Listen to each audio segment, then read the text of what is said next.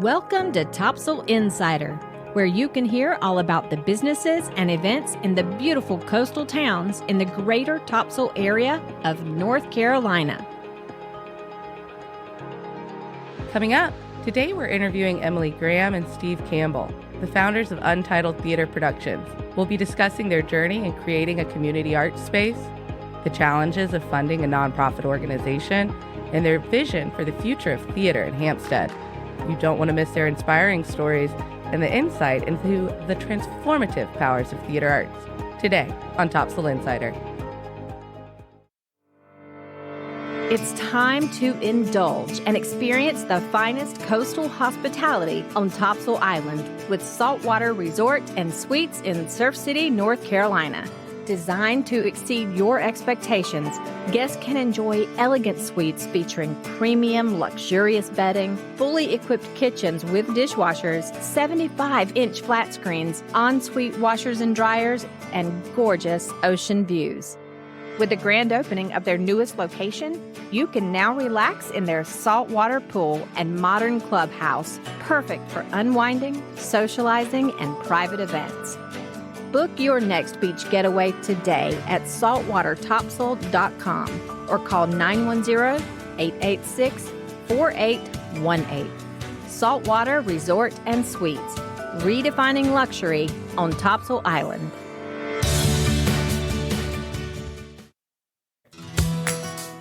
Hey guys, my name is Savannah Price. I'm here today as the new host with Topsail Insider. I'm sitting with Emily and Steve from Untitled.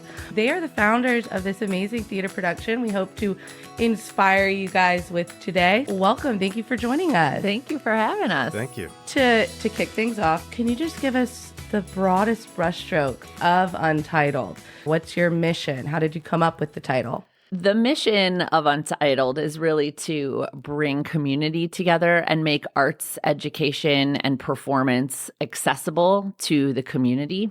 We noticed that there wasn't anything like this here. There are theaters in surrounding areas, and people have to drive quite a distance to get there. And I've lived here almost 16 years, and I've driven very far, lots of miles. And I was just like, I think that this could be something great here. I spoke with lots of community members, and eventually I got connected with the Pender County Parks and Recreation, and they have the Hampstead Annex space. We talked and they said, let's try something. And yeah, that's how it started. The reason it's named Untitled is because I couldn't think of a name, and everything around here is oceanside or sea this or salt, and obviously it makes sense. But for me, it just didn't settle, and then I couldn't come up with a name. And so somebody at one of the meetings said, why don't we just leave it Untitled for now? And I said, wait a second. And I thought about it, and with it being called Untitled, really, we are creating this to be whatever we want it to be all the time. Mm-hmm. So it's very much a fluid process for this. And as it grows and changes, Untitled just seems like a good place to land. You said earlier that you moved here 16 years ago. I grew up doing theater in the community as well, totally relate to the long drives to and from rehearsals. But could you shed some light specifically on how theater helped shape your sense of community? For sure. I moved here knowing no one except for my husband at the time, and he is a Marine, active duty. And so I moved here and I had 5 kids and I was really isolated, but theater has always been something since I was 11 years old that gets me out of the house and gets me excited and moving and feeling like I'm a part of something. I started doing theater here and I really built my community that way.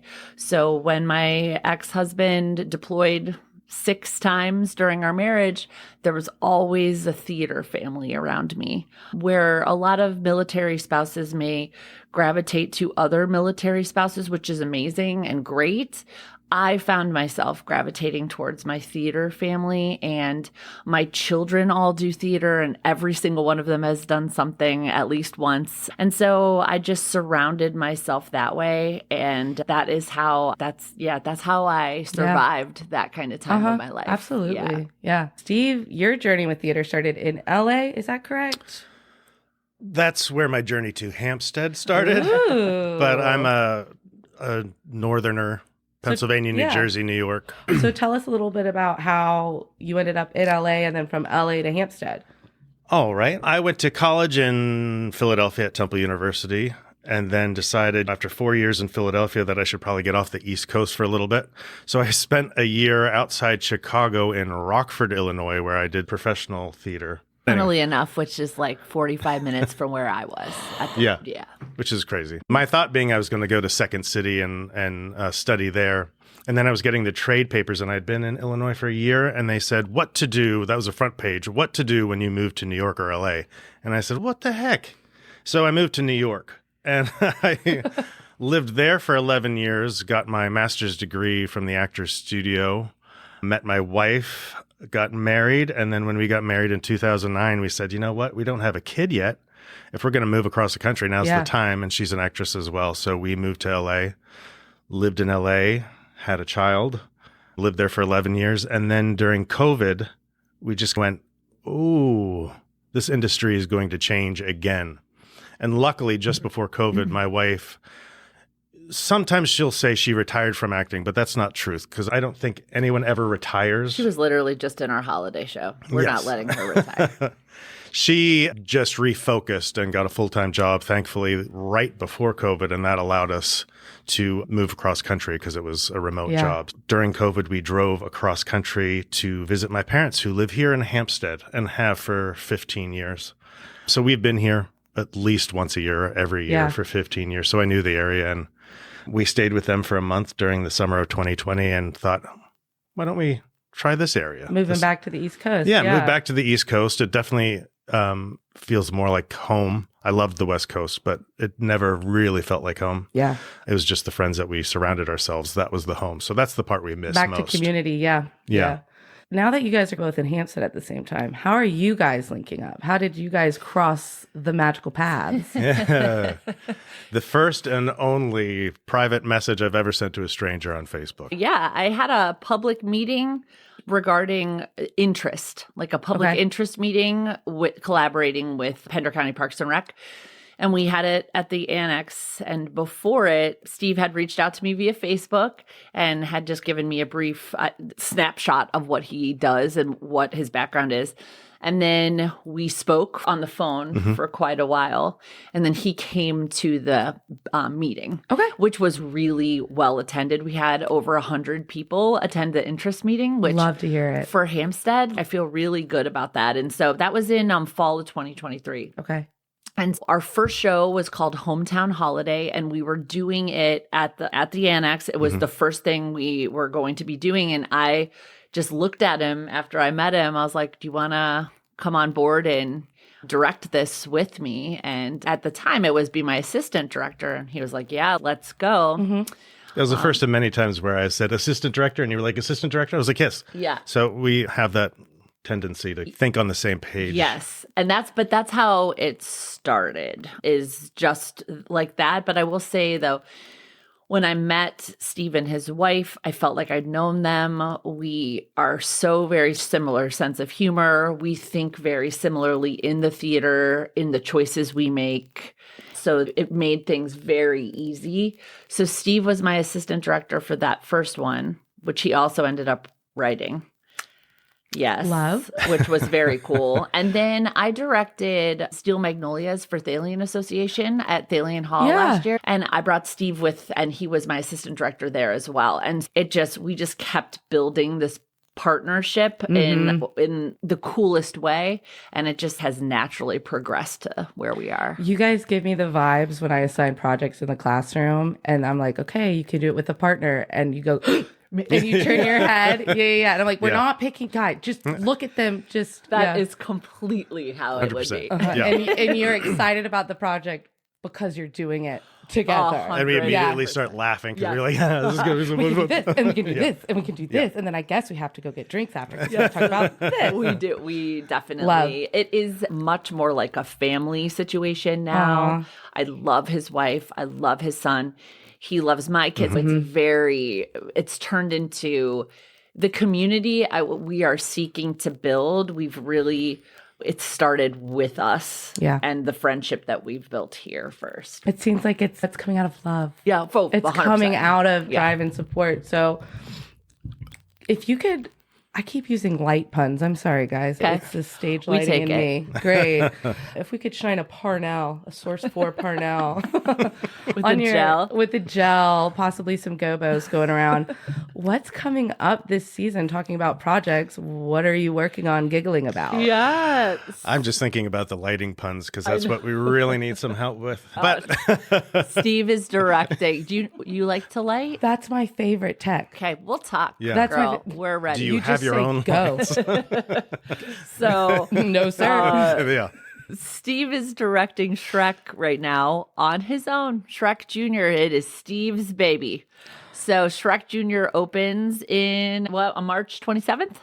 That sounds right. Yeah. March 27th. Yeah. March 27th. And we Okay. have 40 kids. 36. This is the 36. smallest cast we've ever had. Oh my gosh, because and the it biggest is 48. Never again. Oh, Yeah. Yes, but yeah, that's Steve's directing that.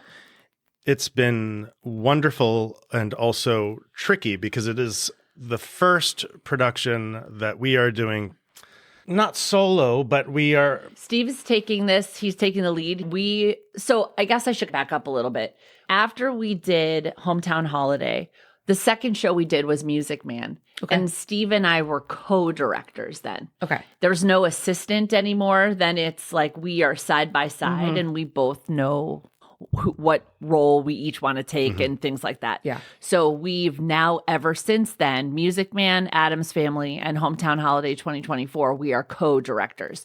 So Shrek is the first time one of us has done a show alone. Now, I'm still there. Right. I'm still in the shadows with production things, but this is Steve's show. I helped cast it. I'll be at some rehearsals, but really this is Steve's show. Yeah. And I think what's important to point out what is different with Untitled right now, as opposed to, say, Thalian or some other larger theater that's already been established, is that in this show, I'm not just the director, but I've also designed the set. Thankfully, this time I have some people helping to build it, which amazing volunteers, family. Oh, but gosh. I have built parts of the set before and I've painted the set before, and that's not necessarily the history that I have in theater, but it's been an incredible learning experience. But it's that sort of thing where we're selling the tickets. Yeah. We are running completely on volunteers. We are working with volunteers to get our costuming and amazing costume parents that are they do an incredible job. Yeah. I was about to say, parents who have a little side hustle, this is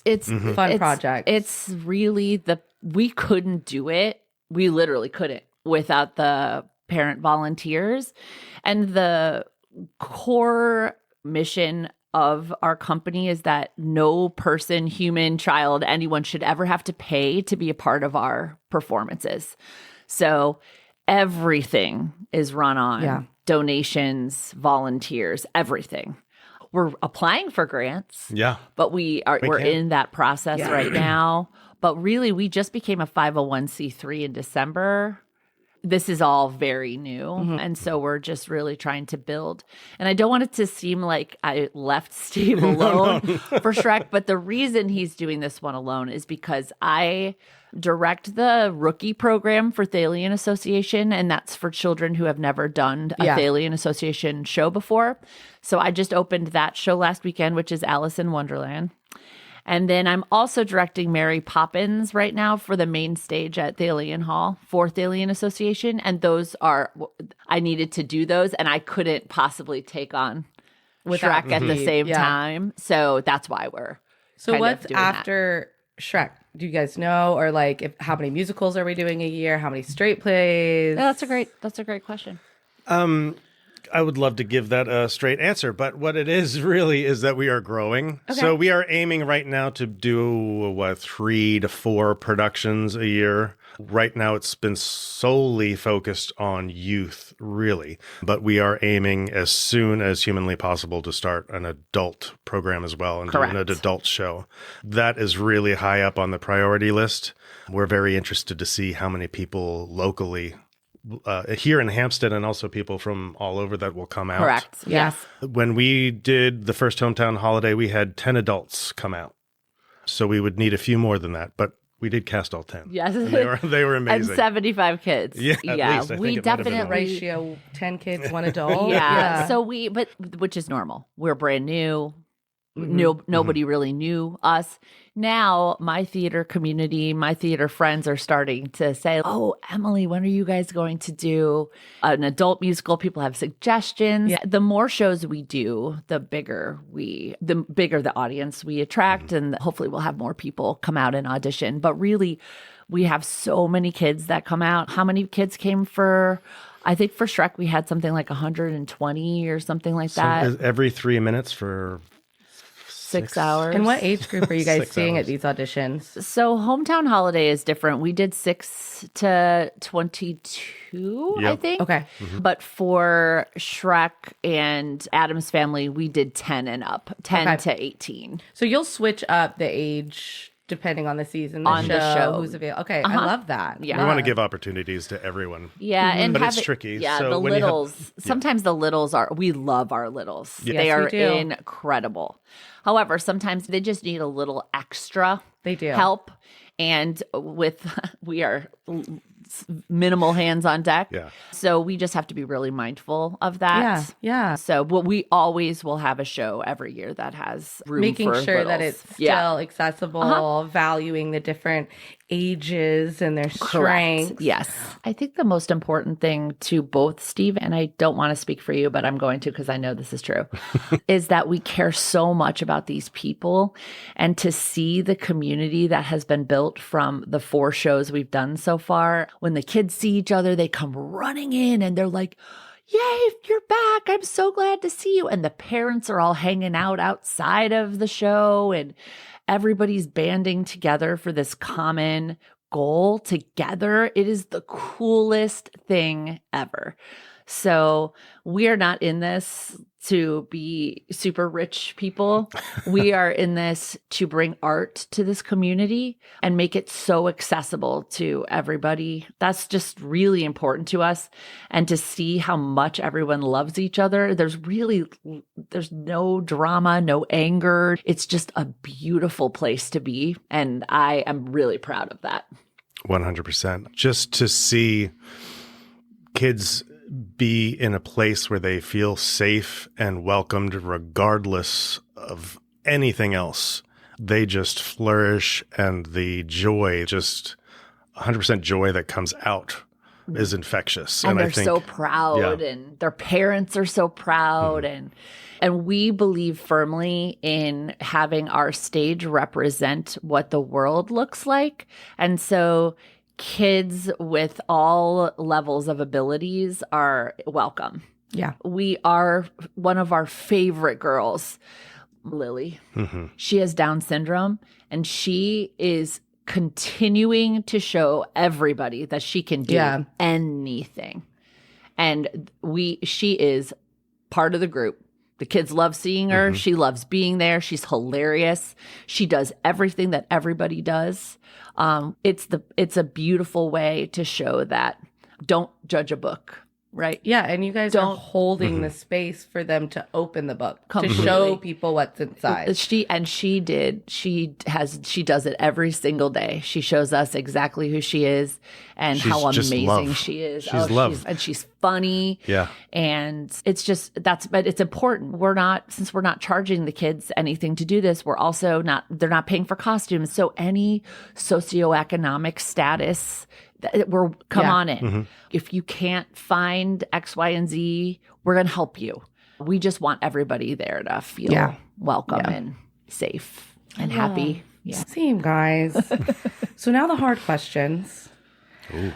Now, I have my fair share of experience with nonprofits. What challenges are you guys running into with nonprofits? Listeners that are hearing your story, how can they help you navigate those challenges? What's going on there?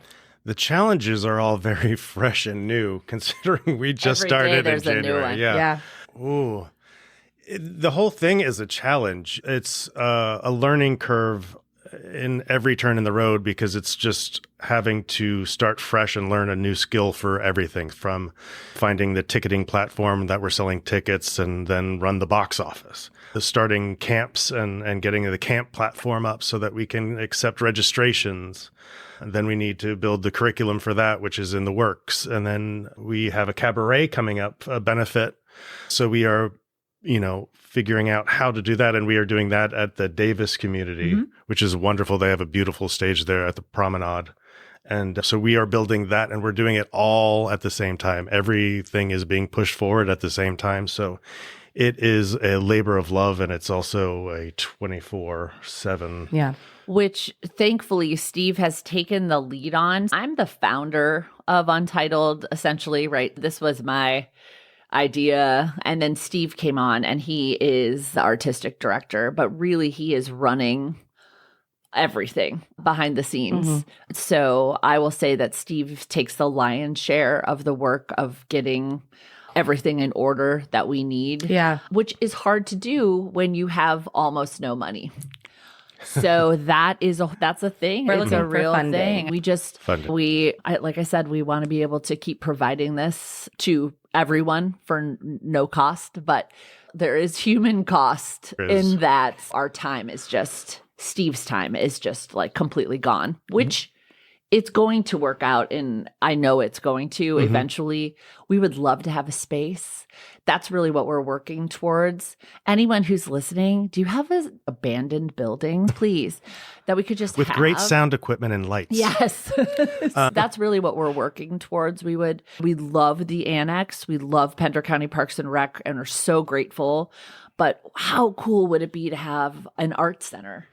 We want to, and we need to have that here. That will really enable us to have more classes. We've talked about having classes, not just acting classes, music classes, dance classes, choir for people. We put out a questionnaire after one of the shows, and we got so many responses, and I was impressed and really taken back by how many adults wanted programming. They wanted acting classes. They wanted improv classes. On camera stuff.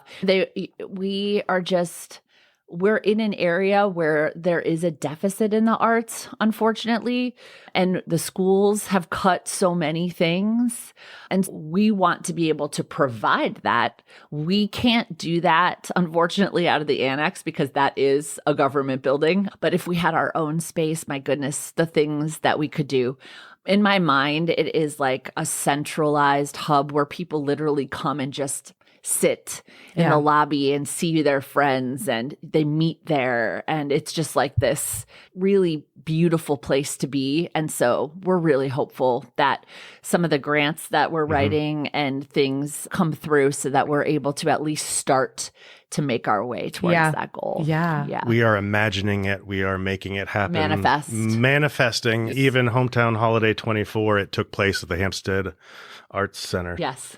As much as I love all the world being a stage, sometimes I want a stage. Sometimes, yes. The Hampstead Annex is awesome, but we need lights, the sound. There's all these things that could be different. And we would love to just have a space where that's all set up and done.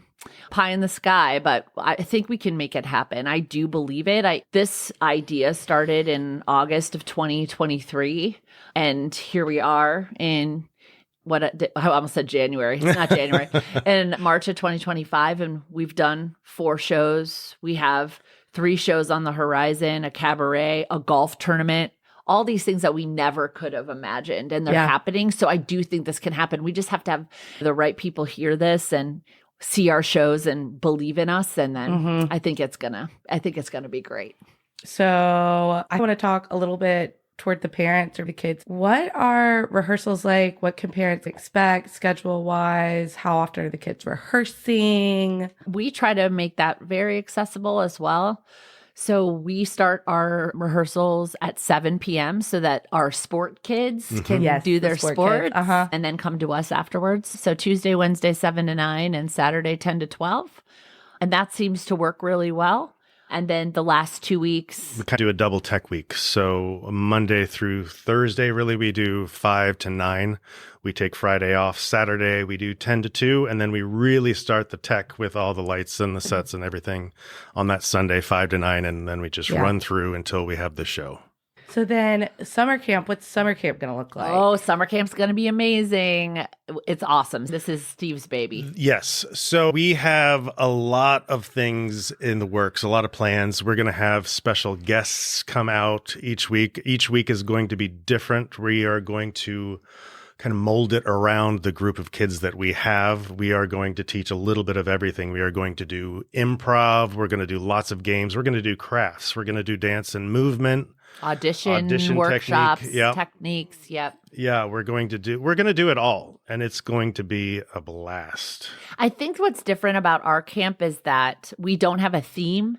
And a lot of parents are looking for that because a lot of places do that. And that's amazing. But we're not. We are really tailoring it to the group. So we're going to see what we get that week. Who signed up? What do they need? And then be ready to go. Yeah. Yeah. I like that. Yeah, the themes help so that parents know each week is different, but you just have to take it from us right now. Each week It's is going to different. be different. So Every day is different. you can Every sign minute up is for different. all 6 weeks. Yeah. Go ahead. Actually, I think you should. All I 6 agree. weeks. I think you should. And actually, our partnership with the jiu-jitsu studio in town Crest Jiu-Jitsu? is, Yes. Crest. They are incredible. One of their children has done some Untitled shows and they are just like, they're amazing. And so we're going to be utilizing their space for the camp. It is so cool. Everybody has to take off your shoes. It's great. We love it. So then I know you talked a little bit about acting classes and maybe adult classes down there. What does an acting class look like for those listeners who have never done one? What does it feel like? What's it look like? What's to be expected in an acting class? It feels like home, I would like to say. That's what I feel like. Because when I started, let me walk it back a little bit. When I was young, I was really trying to find my spot. So I played the trumpet for a long time and was in a jazz band. Really enjoyed that. I did fine arts and drawing, and I was pretty good at that, but not great. And it wasn't until I really stepped up into a show. And I think it was just like 5th grade reading class. They had the plays that they bought at the end of the book. And my teacher let that me dates us, add. Steve. I know. My teacher I was like, Mr. Williams, we've seen this play for the entire years I've been in this elementary school. We always go to see the 5th graders do this. Can I spice it up a bit? And he said, sure. I got a pie in my face, did all the stuff, and I heard the laughter, and it just was like, ooh, oh, everything I started. could never go back. Yes. Oh, yeah. So then it just went from there, and it's a home. It's a place where everyone can be themselves, and there's this trust that is unlike anywhere else. It's like a safe space. And you can be you. You can find you. And I was telling some of my good friends from grad school and other places about starting this theater company with Emily, and they were like, you are saving lives. That sounds Truly. heavy-handed, but it is but you absolutely 100% true. Because each of them had that happen to them. Yes. And I feel it for me as well. It is that it couldn't be more accurate. And it is so powerful. I know it probably sounds dramatic if you're not an actor or interested in acting, but it is, the acting class becomes a home. But I will say that at first it's very awkward.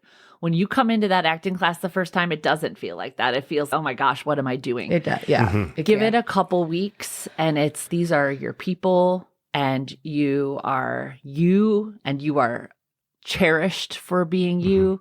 And that's the thing about acting is what do you bring? What do you bring to this? It's not creating an actor. It's how are your gifts going to translate? So you do monologues, you do scenes with your scene partners and get critiqued. It depends if you're doing an on-camera class or if you're just doing audition monologues or whatever. But it's also about learning more than just theater and acting.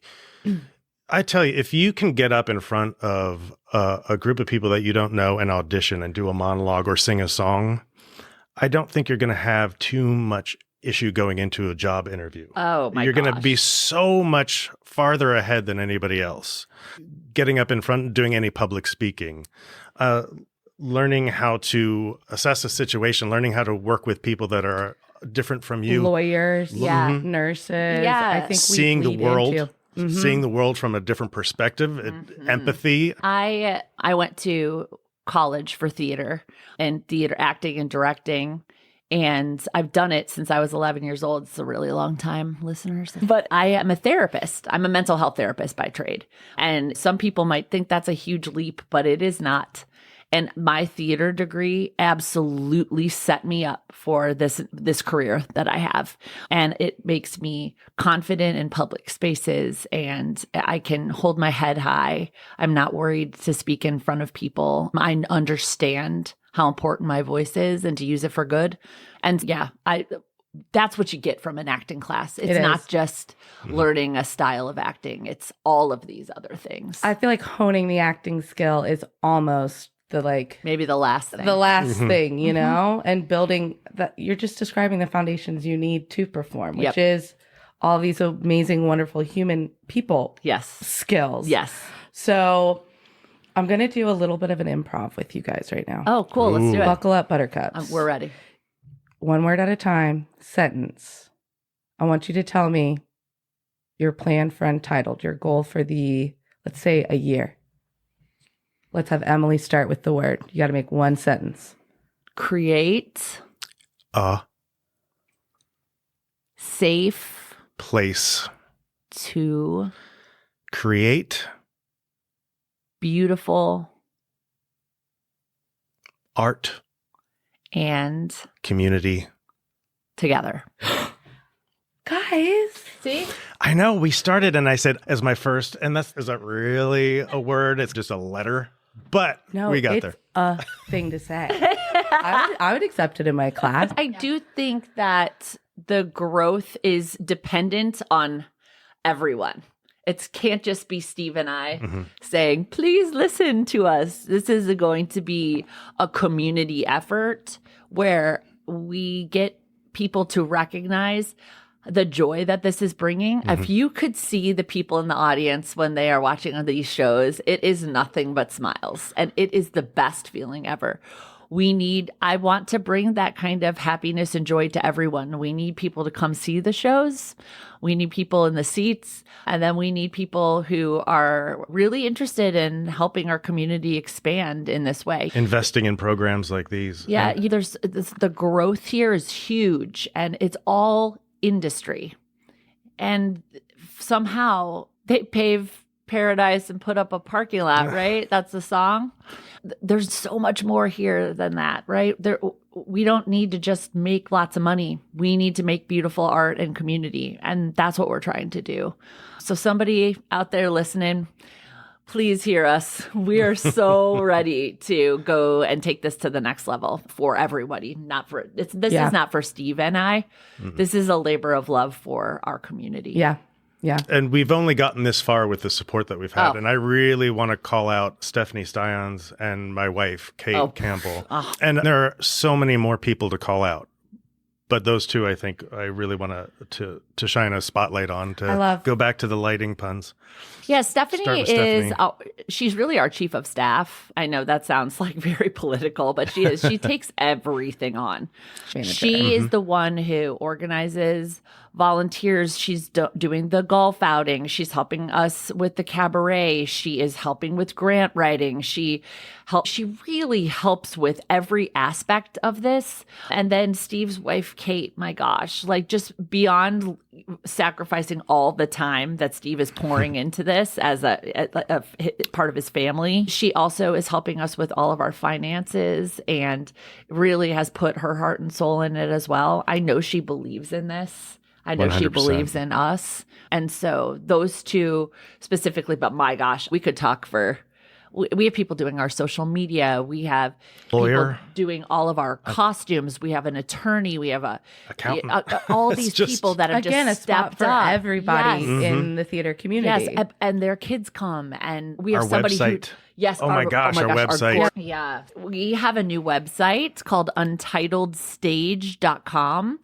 Hannah Hallstrom put that together for us. Unreal. It is beautiful. Gorgeous. Yeah. So please go check it out. It is very up to date. She is so on top of it. She is incredible. And our socials, it's at Untitled Stage on Instagram. And Sarah Nutt, she is incredible. And she does all of our postings for both Facebook and Instagram. Our guests here listening, trying to get to the shows, where are they going to find that information? On the website, social, All of it. Yes. all of it, All- all of it? Yes. All of the above. They'll see it. There's posters in town with QR codes. Okay, So cool. they'll be able to see it there too. We also, Ryan LaFerrier is actually, he does screen printing and t-shirts. So you'll see all of our kids wearing the Shrek t-shirts as of today. So you could buy t-shirts at the shows, and it's brand recognition too, right? When I see kids in town wearing an Untitled shirt, it is the coolest. Oh my gosh, like it's working. It's happening. It's I have happening. every shirt from every show I was in. Yep. I know exactly where my little name is. I know. On the back, You on know, every single one. It's so cool.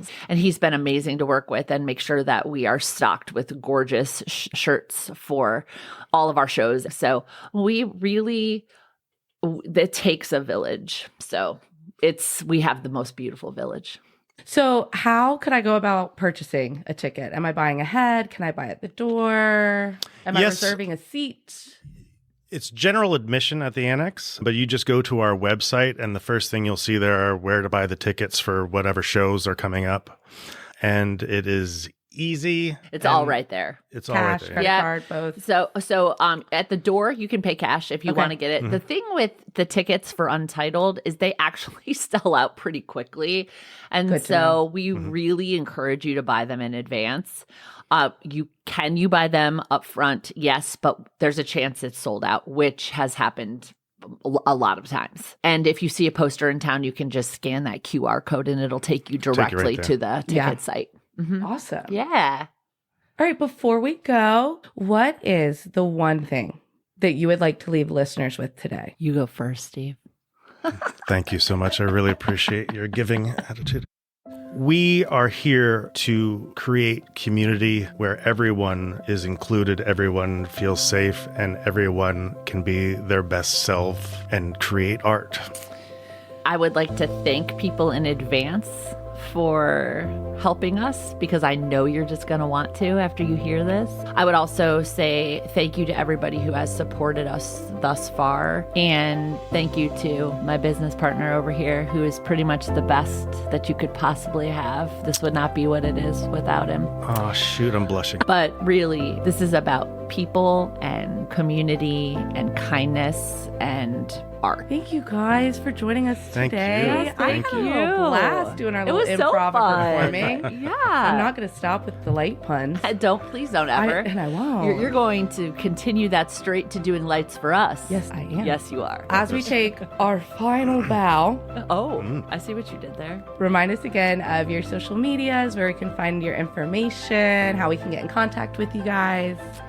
Yeah, go to untitledstage.com. That's going to take you everywhere you need to be. Got it. Yep, Got just it. type in Untitled Stage. You just Google it. Untitled Theatre Productions. Google that. You can go to that. It just takes you all to Untitled Stage. Love it. Thank you guys again. Thanks for chatting with me about Untitled. And I look forward to all of the amazing productions, it sounds like. We have some big ones coming, so we can't wait to show you. Thank you so much. Thank you so much. Hey, if you enjoyed today's episode of Topsail Insider, please show your support by clicking the follow or subscribe button on your favorite podcast listening platform. You can also follow us on Facebook, Instagram, Twitter, and YouTube. Please also go to topsailinsider.com and join our mailing list by clicking on the Make Me a Topsail Insider button. While you're there, you can click the Send Me a Voicemail button and let me know exactly what you're thinking. Your message just might be on an episode of Topsail Insider. You can email me at krista@topsailinsider.com or call or text me at 910-800-0111. Thank you for listening and supporting Topsail Insider and our local businesses and nonprofits. These are our neighbors and our friends, and together we build a mighty and a beautiful community I'm super proud to be a part of. I'll see you around Topsail.